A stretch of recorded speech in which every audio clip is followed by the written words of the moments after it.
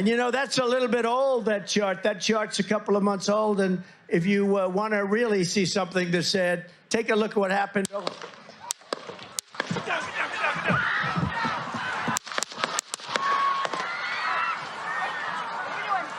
One of the most surreal things I've ever seen in my life, for many reasons. Now, I'm not a Democrat, I'm not a Republican, I'm somewhere in the middle. But this hit different because of the surrealism of it all. You know, these are things you read about and or you see videos of former presidents being assassinated or attempted to be assassinated, and you just never think you're gonna see it. You know, everything. There's always that turning point in the world, and one of the first ones for me was the Twin Towers, when the Twin Towers were the planes crashed into them September 11.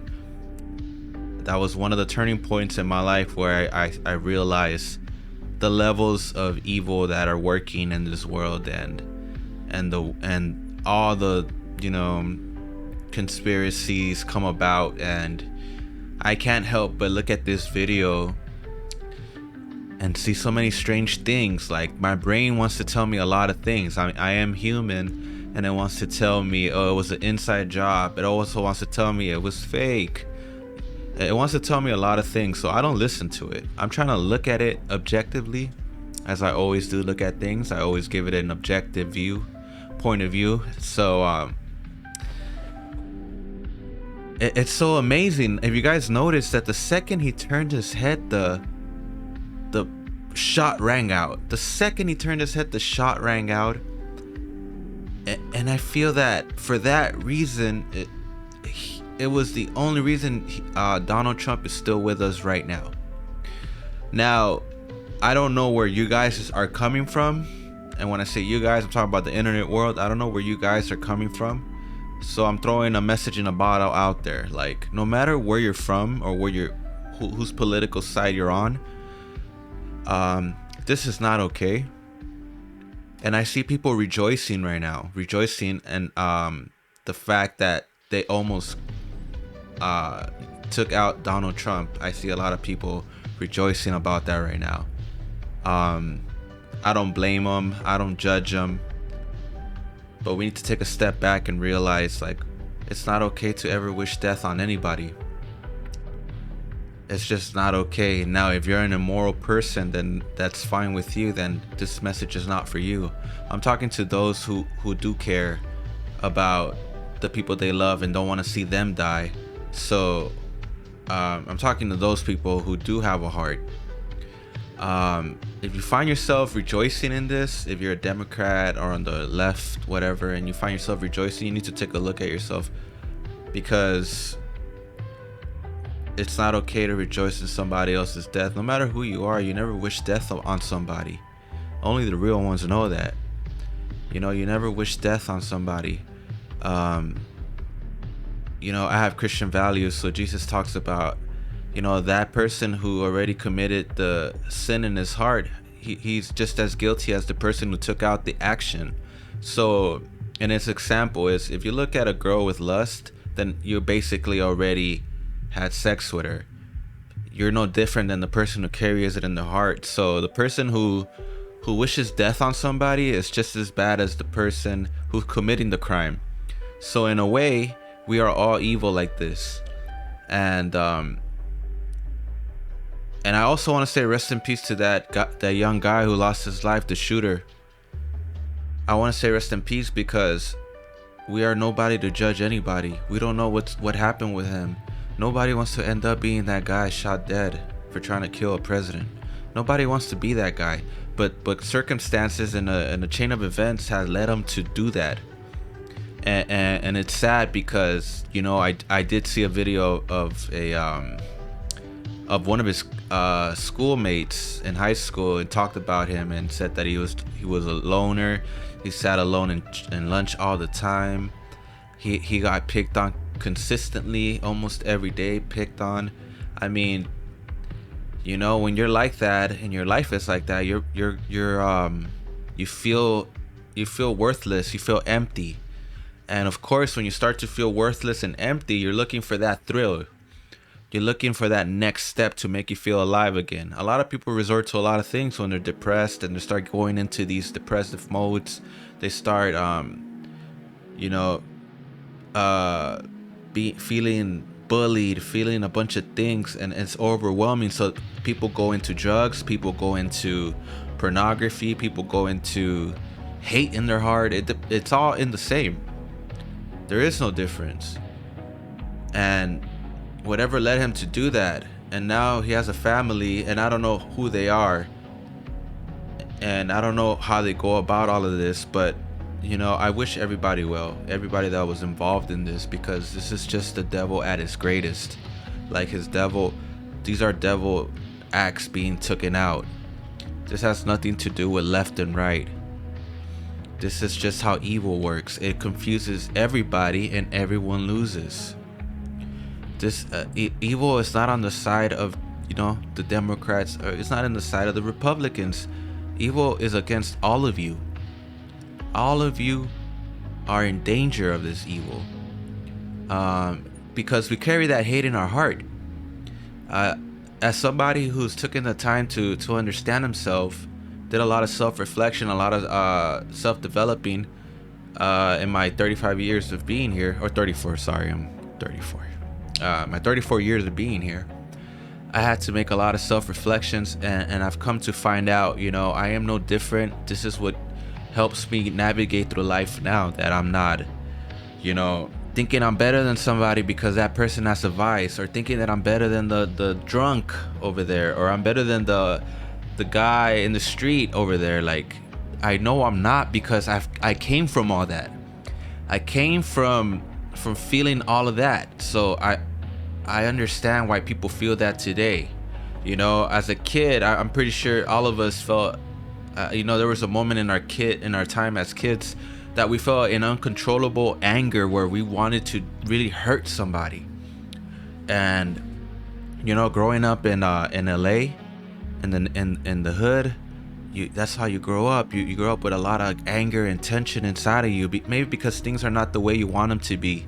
And you go into your imagination very early on. What do I mean when I say you go into your imagination?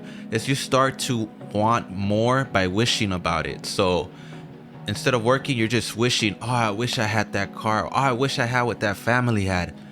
And then more and more you're wishing, but so you're not living your life no more. And you're just in your mind. So as a young kid, you get into your mind, and the thoughts are very true. The thoughts of wanting to kill yourself, the thoughts of doing drugs, the thoughts that tell you you're not better than you have pandered to thoughts since a kid. So all these thoughts are real. The same thoughts that were telling you to kill yourself is the same thoughts that was telling that shooter to go kill somebody. So we cannot even hate the shooter. If you love Trump and you stand for the country, you believe you stand for the country via Trump, and you are glad that guy is dead, then you don't really stand for anything.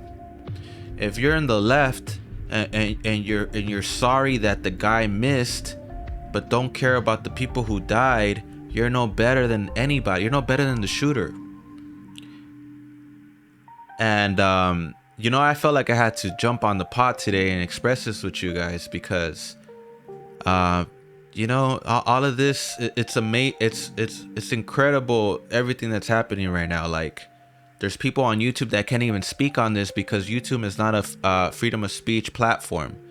So you can't even, people want to talk about it, but they don't know how to navigate through it without, you know, offending people or saying too much where YouTube would demonetize you.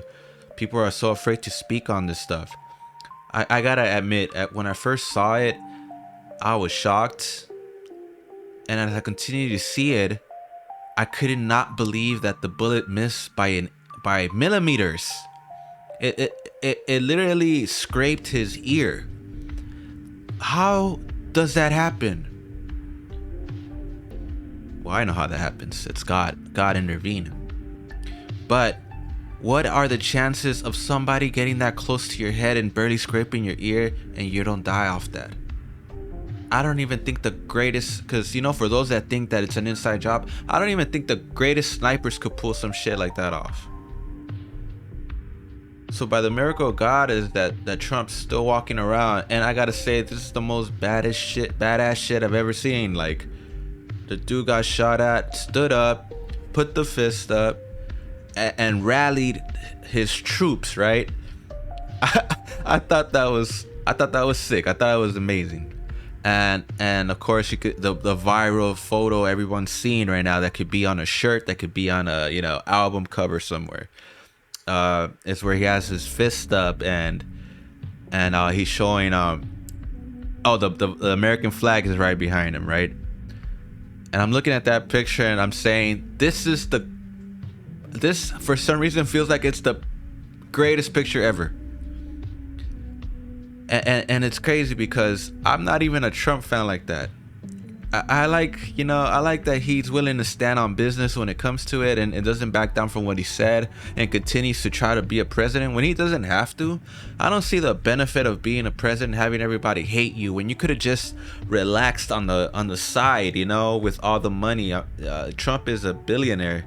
So I wondered, like, why do you even care to be a president? It doesn't have. He said it himself. The presidency doesn't pay. I think he said he was doing it for free. So that's my thoughts on that. Like, why do you even want to be president? But he insists, right? I'm sure inside of him something is telling him, do it. And guess what? He just sketched himself into the history books with this one. And for this reason, Trump will win the 2024 election, and you could bet on it. He's gonna win this election, ladies and gentlemen. This has skyrocketed him. Whatever little bit of life the Democrats had, it's done. Because this is the deciding factor. And it's also the way he acted after he got shot.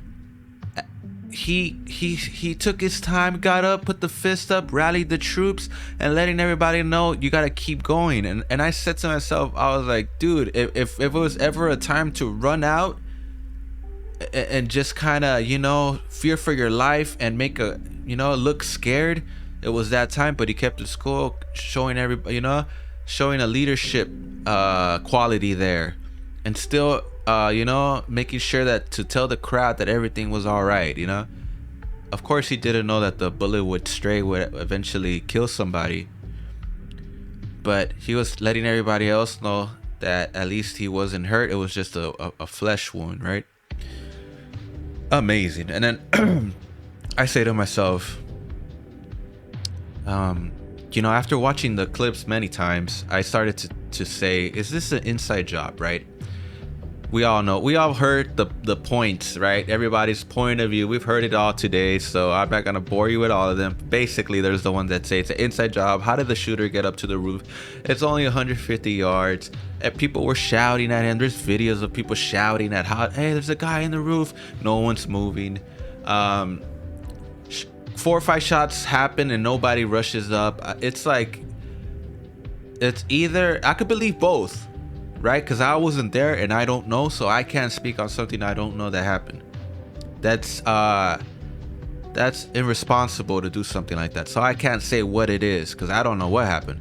But there's the two sides that I could believe both. The one is, you know, the lackadaisical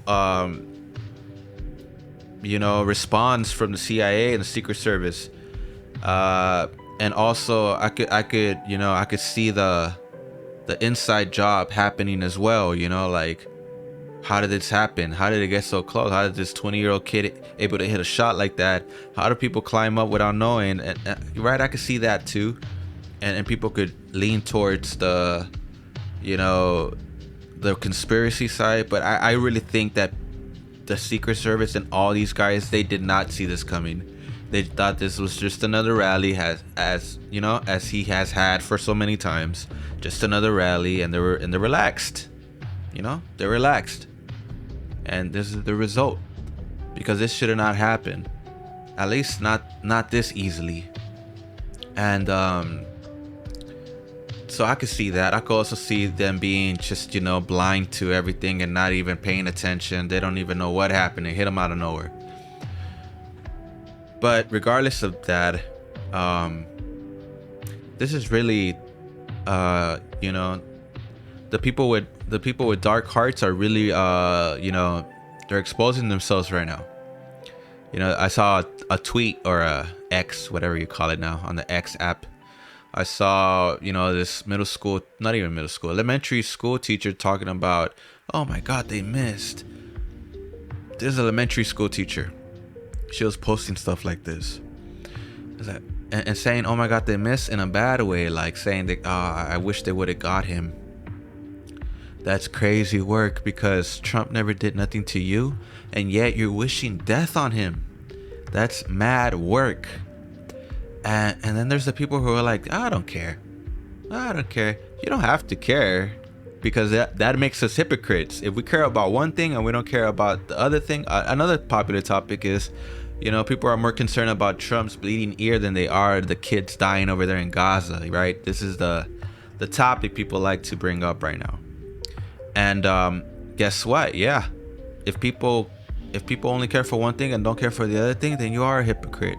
So what's the best thing to do? Not care about it at all, because there's nothing you could do about it anyway.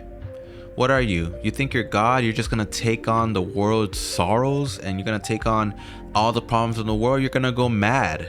There's always something to be upset about. So what do you choose? To be upset all the time, or to let it all go and let it be God's will? Because that's what it is. It has to be God's will. You can't do anything about it anyway. So people are posting things about Trump, and that's always like a solace. That's always like I stand with people. Whenever you post something like that, you're letting me know where you're coming from, and you're letting people know where you're coming from, right? Because there's people who will post to Palestine, and when you're posting Palestine, I already understand you hate Jewish people for what they're doing.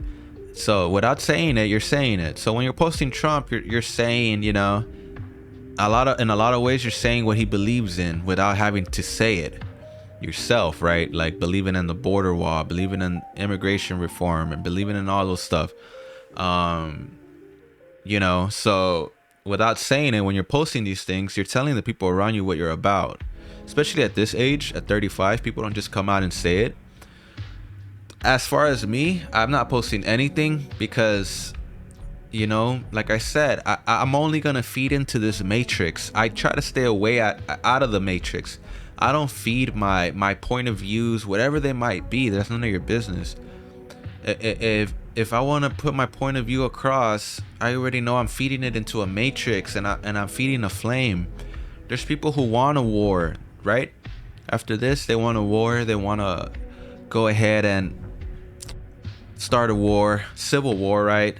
But people are saying, 100 million pissed off Republicans in no cities burned down, right? That's a jab at the Democrats when there was 100 million Democrats pissed off and they burned down all the cities. They're trying to say, like, look, we're morally higher than you. You're not, but let's keep moving on, right? So that's another popular thing. It's like, oh, we're keeping it so cool. We are we're Trump fans. We're keeping it so cool, but a lot of y'all like to hide under it too. Like, people are not even coming out to say it, but I'm they're scared to say it. Especially where I'm from, like LA, you cannot be walking around with Trump stuff. Now, I did see that in Huntington Beach, which is like 30 miles from here, that they were doing a Trump rally, right? And there's people who died at those Trump rallies because of course people from LA drive out there and they start the mess. But the thing is there's a confusion here in this world. There's a confusion here in America. As far as me, it's been painted in my mind that if you like Trump, then you hate immigrants, therefore hating Mexicans. And now, of course, he said some derogatory things about Mexicans, and that's why I think people don't like him. because he started saying things like, oh, the best is not coming over, the rapists are coming over, this and that. And so to me, when someone speaks like that and you're behind him, it's telling me that, and I know it shouldn't be this way, but it's telling me that you think the same thing. So why do we get along? If my parents are immigrant parents, what do we have in common? But that's the divide they set up. That's the divide they set up. They truly do not like you. Right? We got the white people who don't like you. They think this is their country and you're taking it over and you're taking everything over. The black people think the same. The same black Republicans think the same. But build the wall, you know? Oh, we don't like these immigrants, Mexicans coming over. I can't get on that boat because it's gonna make me a hypocrite. My parents came over from Mexico, so to me to be against that, it's me being a hypocrite. So guess what? I'm not with it or against it. Huh? That's what we call a stalemate, buddy. But guess what? I'm American and there's nothing you could tell me about it. I pay my taxes just like you. I gotta deal with LA just like everybody else. I was born and raised. And I'm just as American as you are. But why is there a divide? We both set it up. We both start this shit. The left and the right. They want to fight. Why? Because politics is for angry people.